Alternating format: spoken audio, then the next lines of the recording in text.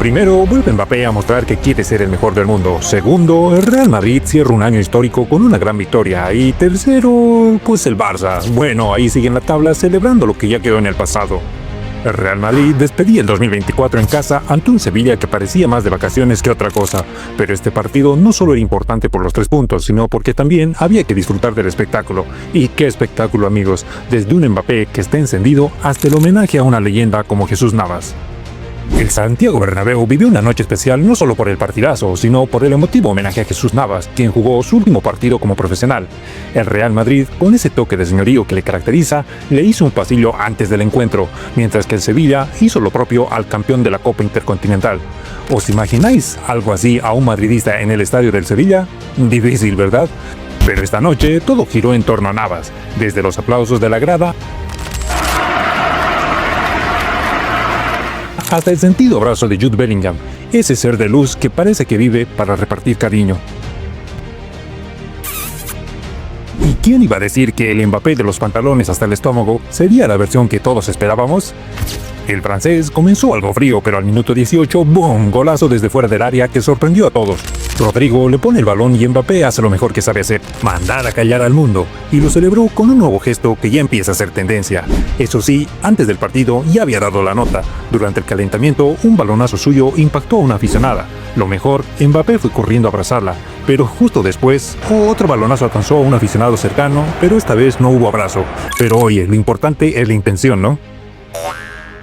Mbappé está decidido a demostrar que vuelve a ser el mejor del mundo, pero ojo que no siempre fue así. En la entrevista tras el partido reconoció que tocó fondo en Bilbao, pero que ahora está en su mejor momento y con más confianza que nunca, dicho y hecho. El partido de Bilbao me hace buenas cosas porque yo fui al fondo, falló un penal y pensó que fue el buen momento de realizar que tengo que dar mi máximo para esta camiseta y jugar con personalidad. Y ojo a la ironía de Carlo Ancelotti, que tras el partido comentó que de vez en cuando tiene razón al comentar lo de Mbappé. Grande Carleto. El periodo de adaptación se ha acabado y hoy ha mostrado que yo de vez en cuando tengo razón. El segundo gol llegó en el minuto 34 y fue toda una obra de arte. Un córner en corto, un pase y ¡pum! Fede Valverde suelta un cañonazo que hasta Ancelotti se le escapó una sonrisa y lo celebró con su hijo. Incluso Lunin y Arda Güler desde el banquillo no pudieron contener la emoción. Este Real Madrid es un espectáculo cuando está encendido. Pero no todo fue Mbappé y Valverde. Rodrigo también tuvo su momento estelar con un gol que evidenció su calidad. Brahim abrió para Lucas Vázquez, quien centró al corazón del área, y allí estaba el brasileño para rematar con todo. Rodrigo está aprovechando cada oportunidad para demostrar que es pieza clave en este equipo.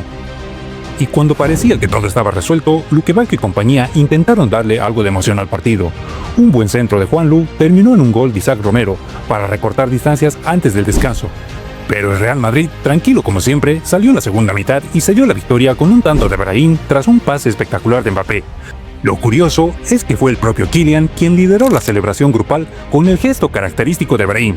Sí, amigos, Mbappé ya se siente en casa. Al final del partido, el equipo completo se quedó para agradecer a la afición, incluido Mbappé, algo que le criticaron en los últimos partidos. Y por cierto, ya lleva 14 goles esta temporada el nuevo Hazard, como algunos lo llaman, quien está demostrando que puede marcar la diferencia en los momentos clave y dejando claro que quiere reinar en el fútbol. Por otra parte, Rodrigo en una entrevista tras el partido calificó de histórico este 2024 con 5 títulos y espera que el 2025 siga por el mismo camino. Bueno, como tú has dicho, histórico, ¿no? Creo que cinco títulos parece fácil, pero no es muy difícil. Mientras tanto, Carlo Ancelotti mencionó que terminan el año vivos y que espera que el equipo vuelva sin problemas tras este pequeño receso.